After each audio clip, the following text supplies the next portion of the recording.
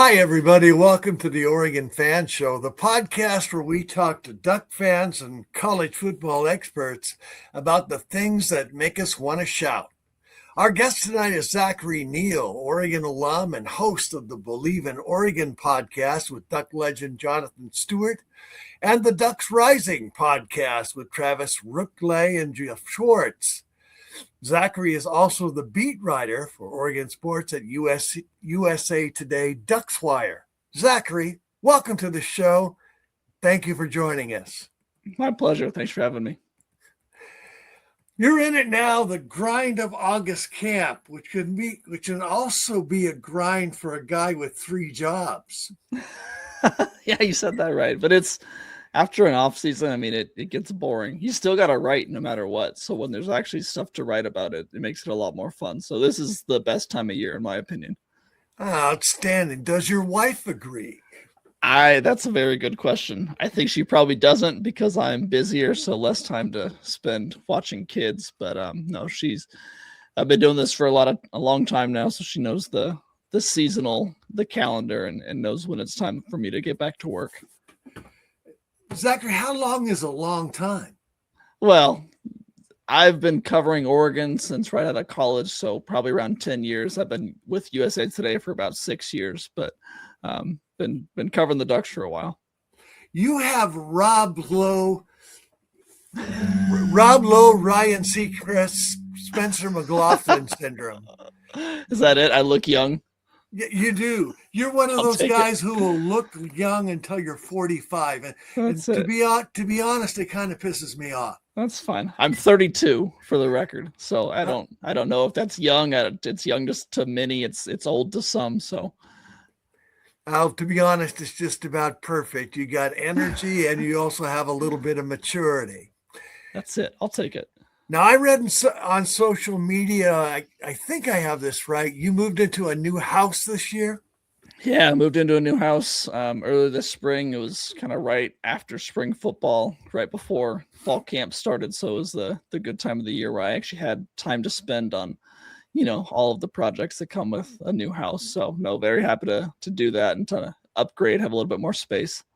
Awesome. Was this your first home as a couple? Second home.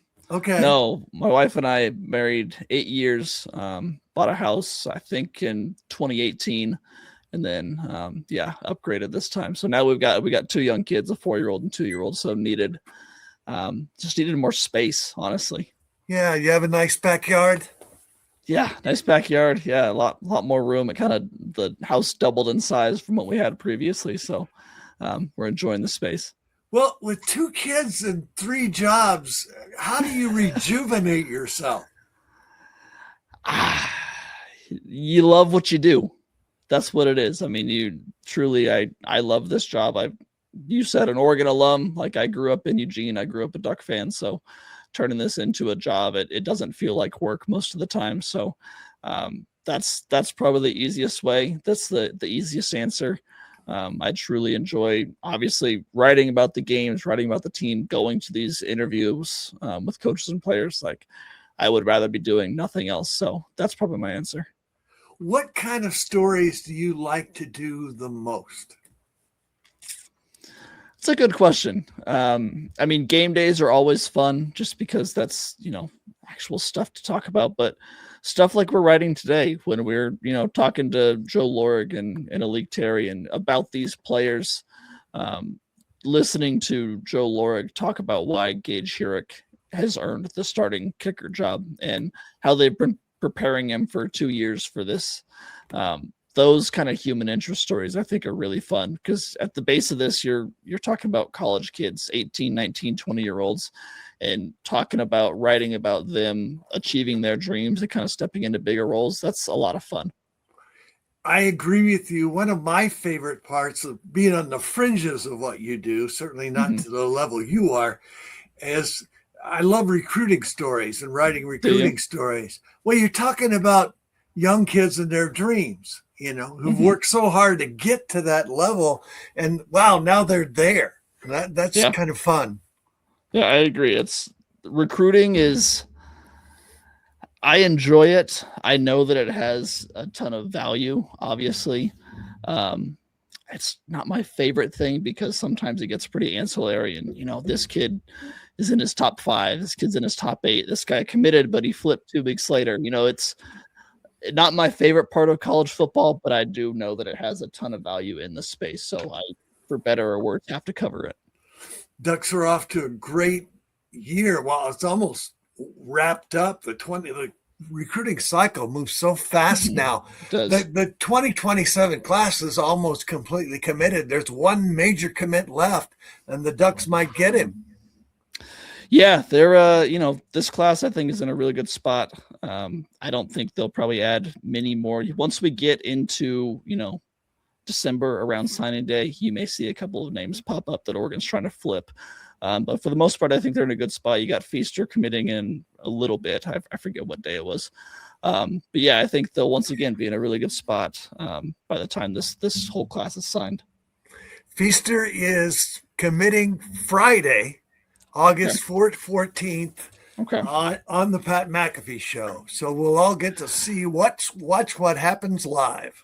Oregon has a really good track record of players who commit and announce on the Pat McAfee show. So if you're listening to this and you want a little bit of intel on, I don't know which way Feaster's going to go, but the fact that it's on the Pat McAfee show is a good sign for Oregon. They had Tank Jones commit there. They had Emmanuel Ihanacho commit there. And there's one other, I don't know if Jalen Lott was on the Pat McAfee show, but if you're looking for good signs that it's going to be Oregon, that's one of them for sure. I'm excited about Ihanacho and Tofi. Mm-hmm. I think that's going to be an incredible duo. 3 years of some very good football. Yeah. We talked to Coach Terry about them today. It sounds like they're doing fantastic so far. They hit the ground running, he said. He talked about how they know that they can have an impact this year on the team, which I think is really impressive. Young guys, their size is undeniable. And the fact that they're kind of getting up to speed early on is really impressive. So I'm with you. I think they could be, I don't know if they'll start early on this year. I think Tofi has a better chance than Ihanacho does. But I think they'll be starters for the next few years. Once they do get those starting spots, I don't expect them to give them up anytime soon. 6'6", 340 bookends who can squat 650 at 18, 19 years old. Yeah, that's not a bad place to be if you're Oregon, for sure. Okay, I'm going to try something that I'm still learning the technology. So I want to try something and see if we can make it work. Let's listen to Alik Terry today at practice or after practice. Coach, I was early thoughts on kind of what Tommy and Manny have shown, and is it realistic that a true freshman could start or play a role in your guys' system? No doubt. I think Pancho is a perfect example of that. Pancho, when he first got here, he rotated with Stephen Jones, and then later on that year with Marcus Harper, and both of those guys had successful careers. And speaking to Manny and Tommy, they've come out hitting the ground running. And they're both, like I said earlier in spring, they're both physically gifted. Manny's obviously behind a little bit just because he didn't get here till later, but you can see the physical specimen they are. They love the game. They're constantly with each other. They're constantly trying to get more, constantly getting with Coach Walk and the law firm and making sure they get some extra meetings and getting that kind of stuff in now because they know their role could end up being much larger later on down the year. As much as they put in, it could happen maybe earlier in the year. Who knows? But they've done a tremendous job with the amount we've thrown at them on purpose, and they've done a good job absorbing it, taking it on, asking the whole law firm for questions, and not being afraid to ask questions. I think young guys tend to be afraid to ask questions at times. They're not in that stage right now. I hope, and I'd be curious to know how you feel. I hope Alik Terry coaches at Oregon for 30 years. That'd be great, wouldn't it? It's nice that Oregon has risen to the spot where there aren't many steps higher unless you're going to go to the NFL. But if you're looking for a premier offensive line coach job, Oregon's it. And credit to Dan Lanning for making that the case. He could have easily jumped ship and gone to an SEC school after year 1 or year 2 when they came calling, but he stuck his flag in the ground and said, hey, this is a destination place. This is where people want to be. This is where I want to be. And I think that's kind of carrying down the ladder. Offensive line isn't really a place. If Alik Terry wants to be an offensive coordinator, yeah, he might have to leave somewhere and then become a head coach. if he wants to be an offensive line coach, and that's a great place to be for a lot of people, then yeah, it's hard to get much better than Oregon unless you want to go to the NFL level. As a media person, it seems like he would be a pleasure to deal with. He's a very nice guy, and credit to Oregon staff. There's not any guys so far that I've ran into that haven't been nice to us and a pleasure to talk to. I mean, they're well media trained, but they're also they're nice guys. They're guys that you would want to go have a beer with or play a round of golf with. Like I have thoroughly enjoyed my time with all of them so far. On the subject of golf, you have a tournament coming up, the Diamond Golf Classic, a fundraiser, I believe, for Ducks Rising. Are you going to be involved in that? I am not across that. I honestly know very little about that, so that probably isn't the best topic of conversation. I know there's something going on, but I don't know many of the details about it. I was concerned because between, 2 kids, 3 jobs, and moving into a new house, how much time have you had to work on your golf game? Not as much as I want. I will admit my golf game is still decent. I play once a week in a men's league out at Emerald Valley, just 9 holes match play. So I can still play pretty well, but not as well as I once was able to before kids. I was a pretty good player back then. So much in that sport depends on managing your expectations. Mm-hmm. Absolutely. Yeah, you can go out thinking you're going to shoot the round of your life and you want to sell your clubs a few hours later. So you announced today on Twitter that Ali Terry says that he expects Dave Iuli to be back. Mm-hmm. Fully healthy by the time Oregon plays Boise State. That sounds like a really good sign to me. That's big. That was going into fall camp, there was an expectation that he'd be back and be a starter. We talked to him in media day and he sounded pretty positive. Then we talked to Dan Lanning not that long after, last week at some point, and he said that he's still working back. And so there was a question about, okay, does that mean he's going to miss the first week or two? Which is a big deal when you've got, your projected starting right guard and you're already trying to replace 3 other starters on that offensive line. So we talked to Alik Terry today, asked him, would he be ready for week 1? He said, yeah, he's pretty confident he would be. So that's a major, I think, sigh of relief for Oregon fans just to have 2 starters back from last year, assuming Dave is completely back. But he's going to be healthy, if not by week 1, by week 2 or week 3. I think that you'll be good. You've got enough talent on this offensive line to tread water at least until week 4 when it gets serious with USC. That's the critical one. The Trojan ranked number 14 this year, and they say once again that they're back. We've heard it before. We'll see. I wonder how many seasons you've been covering the Ducks for 10 years. I wonder how many seasons USC has been back. I think several, at least. Spanned a couple of different coaching staffs. I think they're a good program. They're a historical program. This is a fan show, though. I think we can talk about it. We can talk trash. We can talk trash. As I'll take off my reporter hat for a little bit and put on my Oregon alum hat. It's USC. We've heard the same thing years and years before, and the same things always pop up. The defense struggles. The coaching is, I don't think, what some hoped it would be at one point with Lincoln Riley. Do I expect them to be better this year? Definitely. Do I think the defense is going to be great? No, but it might be decent. I think they'll give Oregon a game for sure. That's a game I have circled. That will be a good win for the Ducks if they can get it on the road early in the season. I still expect Oregon to be favored in that game on the road.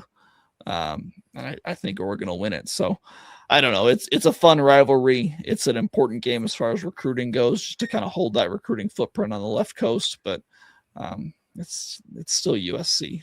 I'm gonna consider them the old USC, and as an old USC, I think over the last decade of kind of struggling until they prove otherwise. And I think that's a fair place to be. I agree with you. I think Gary Patterson will help them some, maybe improve that defense a little bit. But it still seems to me that there's there's a weakness in culture in the Trojan program. Yeah, I don't think you're wrong, but winning solves a lot of things. And so if they win this year and they, can make it into the playoff, go 9-3, 10-2, I think that you will hear a big uptick in the stories about culture there. And I think they've recruited incredibly well over the past few years. I think they've got good players. They just need to put it together on the field. So maybe this is the year. We'll see. The other question or big storyline for that game is you have Jaden Mayava and Dante Moore, two quarterbacks with talent, decent stats. Both of them are in a position where they've got to make that next step, that leap in recognition. Which quarterback makes it? I mean, I'm going to side with Dante Moore, but I think that, in a vacuum, both quarterbacks are great. Both quarterbacks can make the throws, dazzle, do all the highlights. Consider the defense they're going against in that game. Dante Moore has to do it against the USC defense, like we just said. It's not the best defense in the nation. I think they might be better this year, might be decent. I trust Dante Moore in that spot. Jaden Mayava has to go against Oregon's defense, who I think might be the best in the nation, one of the best in the nation. That's a tough spot to be in. If Dante had to go out and do that against Oregon's defense, he might struggle at times. So I think Dante would win that battle against Mayava, but that's not saying he's a far better quarterback. I just think that he has to go against weaker talent than Mayava would against Oregon. That's a really sound analysis. The Oregon defense, the teams that win the Havoc battle win 77% of the time. This looks like a team that could create a lot of havoc. Yeah, I mean, that was the goal going in. I mean, they have the front four to do that. They've got the front seven to do that. They've got the secondary to shut down anything that the front four can't handle. So, yeah, I think at every level, this defense is really solid. If you want to point to a weak spot, maybe it's the linebackers just because they're unknown, but I still think they're incredibly talented. I think this could be, when all is said and done, one of the better Oregon defenses we've ever seen. How do you feel about it being in the hands of Chris Hampton? Great. I love it. I think when Chris Hampton came to Oregon a few years ago, they always knew that he would be the defensive coordinator at some point. I know he's turned down other defensive coordinator jobs since being at Oregon because he knew at some point Tosh would probably leave to get his own head coaching job and he would be the next guy to step up. It came to fruition this year. I think he is more than ready for the job. I think he did it at Tulane and they had a top 25 program there. He's the proof is in the pudding. He knows what he's doing. I think that he is going to be a fantastic changeover from Tosh. And I like Tosh. I think he was a great defensive coordinator as well, but I'm really excited for the Chris Hampton era. Do you think Hampton maybe schemes football a little bit better than Tosh might have? Yes, and that's not to say anything bad about Tosh. I think he was a good schemer, good defensive coordinator. I like Chris Hampton's defensive mind a little bit more, whereas I like Tosh's motivator mind more than I like Chris Hampton. I think that Tosh is more of a leader of men, probably a little bit better of a recruiter and a rah-rah guy, where his defensive acumen was solid. I think Hampton is so good at the X's and O's and the schematics of it, whereas he may not be the rah-rah guy that Tosh was on the sideline. I think he's going to have these guys so coached up and so schemed up that they're going to be in the exact right positions when they need to be. Feels like that. I think it's a tremendous asset for him that his first Oregon defense is loaded with experienced guys who know the job. Yeah. Yeah, I think that's really important. I mean, put any defensive coordinator in this position with this team, with these guys, they're going to have success. Like that's not to take anything away from Hampton and whatever they produce this year. It'd be hard to mess this thing up with what they've got on defense. I think that's what I'd say. Particularly if you're bright, driven, and a great football mind. Yeah, exactly. All right. Two guys on that Oregon defense made the Bruce Feldman freaks list. Devin Jackson and Amari Washington. Talk about them, please. That was fun, man. I put that out this morning. That's one of my favorite articles every year that comes out. Bruce Feldman does a fantastic job looking at the guys who not only are just good at football on the field, but are just incredible athletes. I think that's one of the more fun things about, football in general is these guys, what they do in the weight room, on on the track is just incredible. You're talking about Amari Washington, who is, I think, 327 pounds, can run 21 miles per hour, squat 855 pounds. They had a quote from Dan Lanning saying that they have to limit him on how much he can squat. He could squat more than that, but they're like, why do you need to? And he told us that at media day. He's like, yeah, I could have done more, but coaches wouldn't really let me because I don't know if the bar would handle that much. It's like, okay, that's insane. But it's, I think that just makes him so solid in the trenches, and he's going to be impressive to watch. It's really mind-boggling to think about a defensive lineman who can squat 2.5 offensive linemen. Yeah. Well, and then you got Bear Alexander right next to him, who also squatted 855 pounds. He didn't do it twice like Amari did in that video, but I'm sure that he could. And they also said that, we talked to Amari at media today, he said that Matt Johnson, their backup defensive tackle, can squat just as much too. So the strength in this defensive line room is just otherworldly. The strength and the depth. I love the Bear Alexander story and the way he's found a home in Oregon and become a part of that family within the team. I agree. There are, in today's day and age of college football, there are a lot of things wrong with it.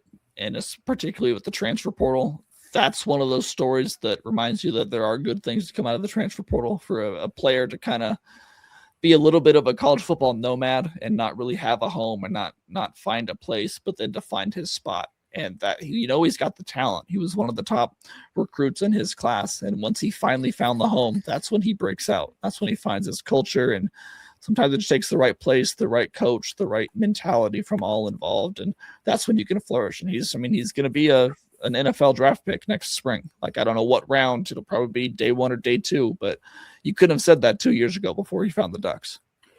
If this defensive line has the year that I'm hoping they'll have, all 4 of those guys are going to elevate. I mean, think of Amari Washington's already a first rounder, but the other 3 could easily reach that first and second day mark with a strong senior season.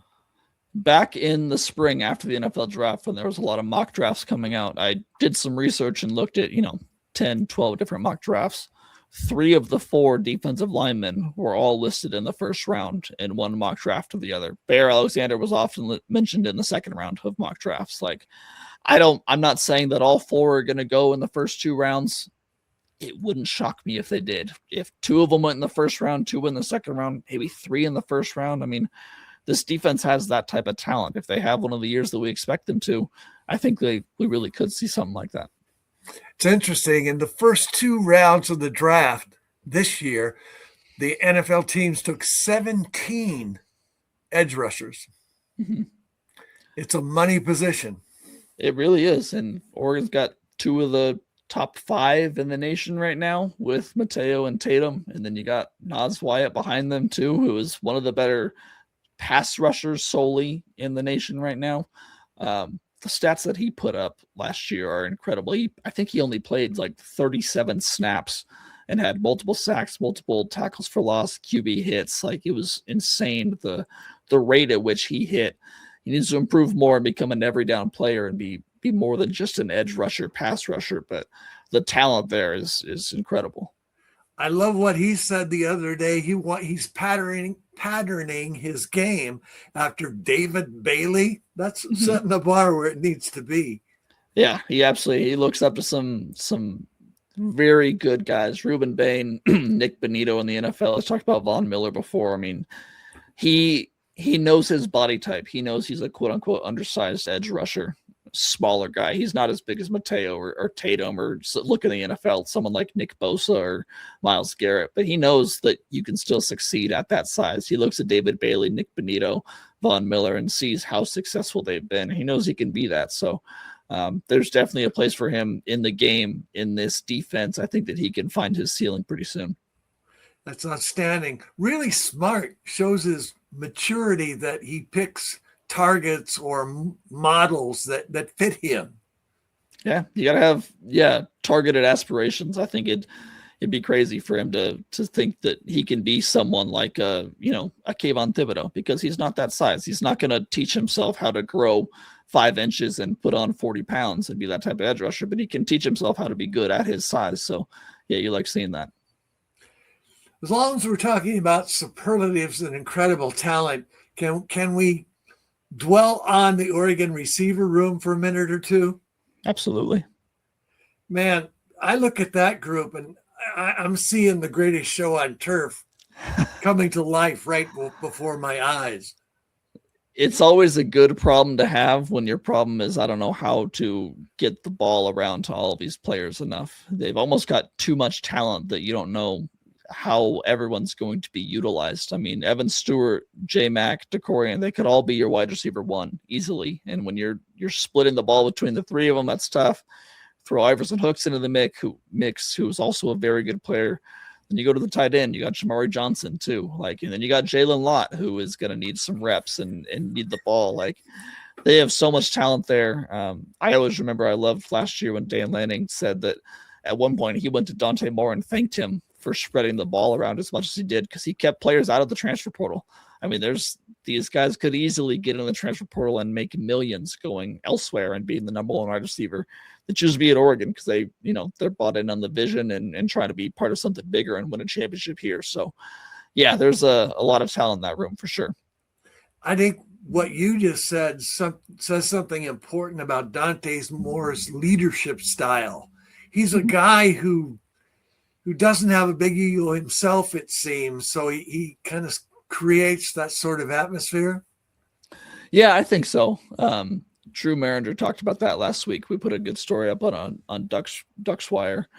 The leadership that he's shown over the past year with, his spotlight blowing up so much has been really impressive because he hasn't changed who he is. He's still the same guy. He still wants to hang out with his teammates. He's got millions of dollars now, but he's not any different. He's still a 21-year-old kid. So it doesn't surprise me at all that he's been able to keep that group together, those wide receivers happy, and just kind of be a fun guy that everyone wants to be around. That's outstanding. Everybody's looking to protect number 5 and make him look good, and they've got a lot of confidence in him for good reason. Yeah, I think so. I mean, that's the name of the game. There's no position more important than the quarterback position, and Oregon happens to have one of the best in the nation. Well, you led off with something that you guys were talking about this afternoon on Ducks Wire. Gage Urich is a new kicker. He's the man. Yeah, he is. I think we pretty much knew that going into this year. Of course, every Oregon coach always says there's competition. We aren't going to cite a starting role. Credit to Joe Lorig. He came out. I asked him, how the competition was in that room. Kind of said, yeah, Gage we're pretty sure he's going to be the guy. We've been grooming him for this moment for a couple of years now. So I think they've got a lot of confidence in him. It's a big spot for him, obviously, but he's shown out pretty well before. He's kicked extra points, field goals in games. He had a decent spring game where he had a couple of nice mid kicks. So I think they feel good about him.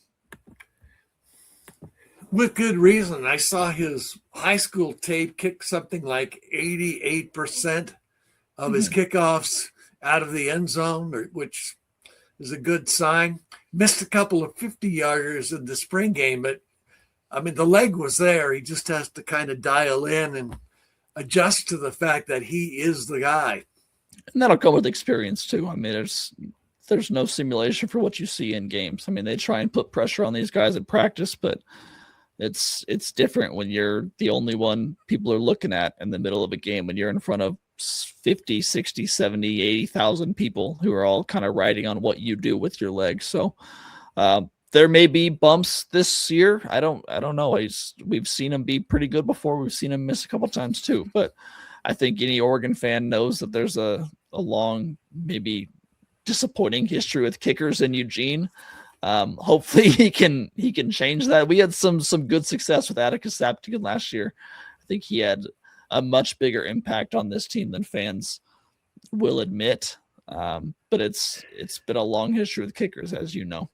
The curse of the Maldonado. It has been quite a history. Yeah. Big kick by Saptigan to beat Iowa last year. That was huge and not easy.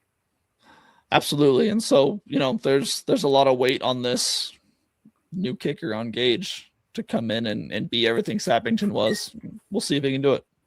I was a little surprised. I saw that you had talked about the punt returners. Mhm. And Coy Parrish was barely mentioned. He was mentioned last.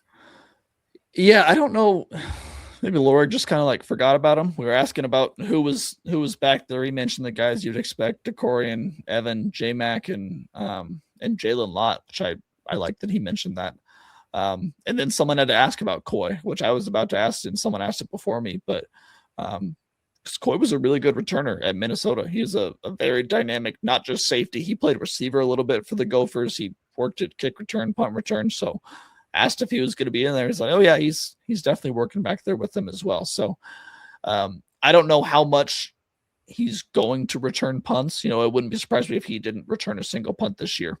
Wouldn't surprise me if he was the main punt returner, but they have so many guys that can fill that role that it may be smart for them just to focus on defense with him. It's when you've got guys. I think that he might have returned punts at Minnesota because they needed him to return punts at Minnesota. But when you've got guys like Decorian and Evan and J-Mac who are very good at this and can do it at a high level, maybe you don't waste a snap for Coy and risk injury when he's so important to the defense. So dynamic, that group. I mean, every one of them is smoked through a keyhole, lightning in a bottle, DAT dynamic. But it's also important. I thought that Laura talked today, that's not their primary focus with that position. What they want more than anything is to, quote unquote, own the ball and make sure that, they've got one of the best offenses in the nation. Their goal is not to get a punt return and take it to the house. Their goal is to get the ball and give it to Dante Moore, because they know that more often than not, they're going to score when that happens. So it's about minimizing mistakes and making sure that you get the ball back. With the talent they have on offense, losing an entire possession, or rather not losing an entire possession, that's the most critical thing. Yep. I hope that Maringer takes the restrictor plates off the offense. I'd like to see them just kind of turn up the heat a little bit and be a little bit relentless about scoring points. Yeah, we'll see what they do. I think that, that's the biggest question going into this year. What is his offense going to look like differently than Will Stein's, than Kenny Dillingham's? I think for the most part, it's going to look largely similar. I know fans are hoping maybe a fewer bubble screens, I should say. More downfield throws, more over the middle action. I don't know. We've seen him call plays a little bit before at Rutgers. We saw him in the spring game. I liked what I saw in the spring game. There were no screens in the spring game. I don't know if that was just a ploy to kind of get fans on his side. If so, excuse me, it worked. But I think that's the biggest question going into this year. We'll get a good look at it in just 26 days. I'm getting excited. Getting close, man. That's wild. Well, Zachary, you've got three jobs and 2 kids. You've been incredibly generous with your time. Before we go, what stories are you and Logan and the rest of the team, Don Smalley, working on this week at Ducks Rising? Oh, we got a lot. Ducks Rising, Ducks Wider. It's everywhere. We got a lot of the docket today. There's some good stuff from Malik Terry about Tommy Tofi and Emmanuel Hanacho. I want to write about Coy Parrish a little bit, and then we talked to. Right now we're in quote mode. This is fall camp. This is when we're getting a lot of the intel about the team, about the roster, the depth chart. So we'll talk to Dan tomorrow night, along with a few other players who I'm excited to talk to for the first time since media day. We've got other coaches later in the week, so there's gonna be some good stuff on Ducks Wire coming up this week for sure. I got your jobs mixed up. I apologize.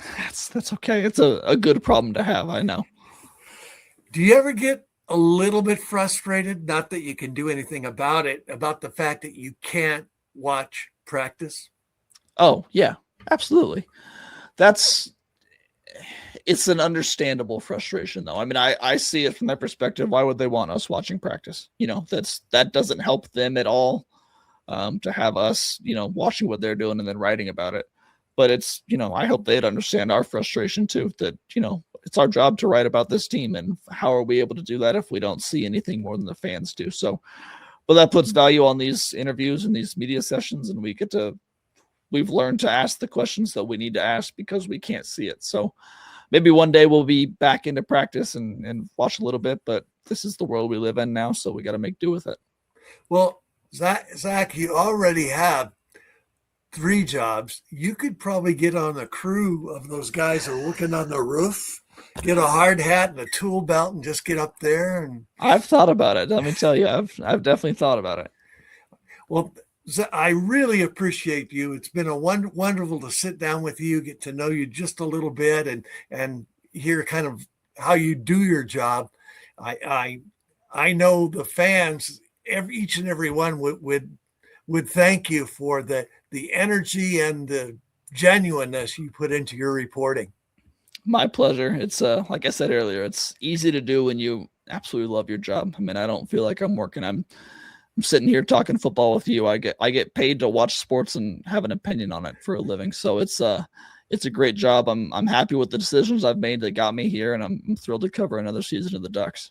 Well, that's outstanding. The love that you have for the game really shows through in your writing and reporting. Thanks again, Zachary, and have a good evening. Thanks, man. Appreciate it.